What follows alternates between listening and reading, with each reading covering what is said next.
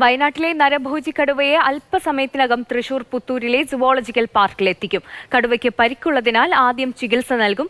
ഇതിനുശേഷം ഐസൊലേഷൻ ക്യൂബിക്കിലേക്ക് മാറ്റും. MS ലിഷോയുണ്ട് വിവരങ്ങളുമായി. ലിഷോയ്, ഇന്നലെ വലിയ രീതിയിലുള്ള പ്രതിഷേധമായിരുന്നു നാട്ടുകാരുടെ ഭാഗത്തു നിന്നുണ്ടായത്, കടുവയെ കൊല്ലണമെന്നൊക്കെ ആവശ്യപ്പെട്ട്. ഇപ്പോൾ കടുവയുടെ ആരോഗ്യനില എങ്ങനെയാണ്? അല്പസമയത്തിനകം തൃശൂരിലേക്ക് കൊണ്ടുപോകും അല്ലേ? അല്പസമയത്തിനകം തൃശ്ശൂരിൽ എത്തിക്കും. നിലവിൽ കടുവ ഇങ്ങോട്ടേക്ക് എത്തിച്ചിട്ടില്ല. പുത്തൂർ സുവോളജിക്കൽ പാർക്കിലേക്കാണ് എത്തിക്കുന്നത്. ഇവിടെ ഐസൊലേഷന് പാർപ്പിക്കുന്ന ഇടമുണ്ട്. അവിടേക്കാണ് കടുവയെ ആദ്യം മാറ്റുക. അതിനു വേണ്ടിയുള്ള ഒരുക്കങ്ങളെല്ലാം തന്നെ ഇവിടെ പൂർത്തിയായി. ഇവിടെ നമുക്ക് ദൃശ്യങ്ങൾ കാണാൻ സാധിക്കും. ഈ കൂടിനകത്തേക്കാണ് ഈ കടുവയെ കയറ്റുക.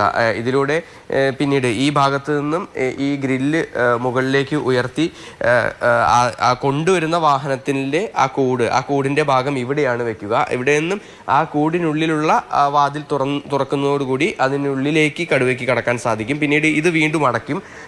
പിന്നീടാണ് ആ കൂടിനകത്തുള്ള, അതായത് ഈ ഐസൊലേഷൻ കൂടിനകത്തുള്ള ആ ഗ്രില്ല് തുറന്നു വെക്കുക. അത് ഈ ഗ്രില്ല് തുറന്ന്, അതായത് കടുവ ഇവിടെ എത്തിക്കുമ്പോൾ തന്നെ ഈ 2 ഗ്രില്ലുകളും തുറക്കും.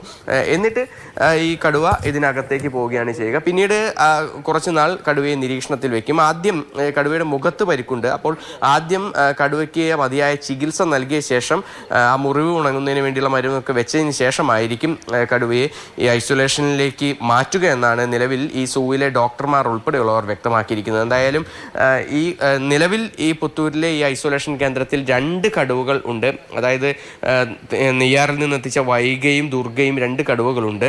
അതിന് പുറമെയാണ് ഇപ്പോൾ 3ാമതൊരു കടുവയെ കൂടി ഇങ്ങോട്ടേക്ക് എത്തിക്കുന്നത്. എന്തായാലും ആദ്യഘട്ടത്തിൽ ഈ കടുവയെ ഇങ്ങോട്ടേക്ക് എത്തിച്ച് ഇന്നലെയാണ് പിടികൂടിയത്. വലിയ തോതിലുള്ള പ്രതിഷേധങ്ങൾ ഉണ്ടായിരുന്നു, വലിയ തോതിലുള്ള ആവശ്യങ്ങൾ. അതായത് ഈ നരഭോജി കടുവയാണ്, അതുകൊണ്ട് ഈ കടുവയെ വെടിവെച്ച് കൊല്ലണമെന്നുൾപ്പെടെയുള്ള ആവശ്യങ്ങൾ ഉണ്ടായിരുന്നു. പക്ഷേ വനംവകുപ്പ് കൃത്യമായി ഇതിനെ ആ സമയത്ത് തന്നെ അവിടെ നിന്നും വയനാട്ടിലെ ഒരു കേന്ദ്രത്തിലേക്ക് തന്നെ മാറ്റുകയും പിന്നീട് ഇന്നലെ അർദ്ധരാത്രി തന്നെ തൃശ്ശൂരിലേക്ക് ഈ കടുവയുമായി വാഹനം തിരിക്കുകയും ചെയ്തു. ഏകദേശം അരമണിക്കൂറിനുള്ളിൽ തന്നെ പുത്തൂരിലേക്ക് കടുവയുമായുള്ള വാഹനം എത്തുകയും ചെയ്യും. ആദ്യം എന്തായാലും ഇങ്ങോട്ടേക്കല്ല എത്തിക്കുക. ആദ്യം ഈ സൂ ഹോസ്പിറ്റൽ, അതായത് ഇതിൻ്റെ ചികിത്സയെല്ലാം ആവശ്യമായ ഇടത്തേക്ക് എത്തിക്കും. അവിടേക്ക് എന്തായാലും മാധ്യമങ്ങൾക്കൊന്നും തന്നെ പ്രവേശനമില്ല. അതിനുശേഷം ഇങ്ങോട്ടേക്കാണ് എത്തിക്കുക. ഇവിടെ എത്തിച്ച ശേഷം കുറേ അധികം ദിവസം ഇതിനെ ക്വാറന്റൈനിൽ, അല്ലെങ്കിൽ ഈ ഒരു സിറ്റുവേഷനുമായി ഇണങ്ങുന്നതിന് വേണ്ടി ഇവിടെ പാർപ്പിക്കുകയും ചെയ്യും. പിന്നീട് കടുവയുടെ ഓരോ നീക്കങ്ങളും നിരീക്ഷിക്കുകയും ചെയ്യും.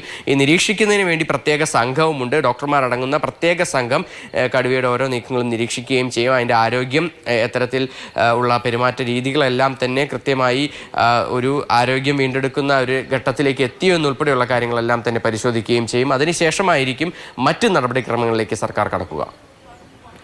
ശരി ലിഷു, ഈ കടുവയുടെ ആരോഗ്യസ്ഥിതിയെ പറ്റി എന്തെങ്കിലും വിവരങ്ങൾ ലഭിക്കുന്നുണ്ടോ? അതുപോലെ കടുവ ശാന്തനായാണോ കാണപ്പെടുന്നത്? അങ്ങനെ എന്തെങ്കിലുമൊക്കെ വിവരങ്ങൾ ലഭിക്കുന്നുണ്ടോ അവിടുന്ന്? അല്ല, ഇങ്ങോട്ടേക്ക് എത്തിച്ചിട്ടില്ല. അത് കഴിഞ്ഞതിന് ശേഷമാണല്ലോ നമുക്ക് അതുമായി ബന്ധപ്പെട്ട വിവരങ്ങളൊക്കെ ലഭിക്കുക. നിലവിൽ ആ കടുവയെ വയനാട്ടിൽ നിന്ന് വാഹനത്തിൽ ഇങ്ങോട്ടേക്ക് കൊണ്ടുവന്നുകൊണ്ടിരിക്കുകയാണ്. തൃശ്ശൂരിലേക്ക് എത്തിച്ചിട്ടില്ല. അതിനുശേഷമായിരിക്കും ഇതിൻ്റെ ആരോഗ്യസ്ഥിതി എല്ലാം തന്നെ ഇവിടുത്തെ ഡോക്ടർമാർ ഉൾപ്പെടെയുള്ളവർ പരിശോധിക്കുക. നേരത്തെ വയനാട്ടിൽ നിന്നും ഇത് സംബന്ധിച്ച ഒരു പ്രാഥമിക പരിശോധനകളെല്ലാം തന്നെ നടത്തിയിട്ടുണ്ട്. ഇനിയിപ്പോൾ ഇവിടെ എത്തിയ ശേഷവും ആ കാര്യങ്ങളെല്ലാം തന്നെ വീണ്ടും പരിശോധിച്ച ശേഷം എന്തൊക്കെ ചികിത്സ ആവശ്യമാണെന്നുൾപ്പെടെയുള്ള കാര്യങ്ങളെല്ലാം തന്നെ ഡോക്ടർമാർ ഒരു തീരുമാനമെടുക്കും.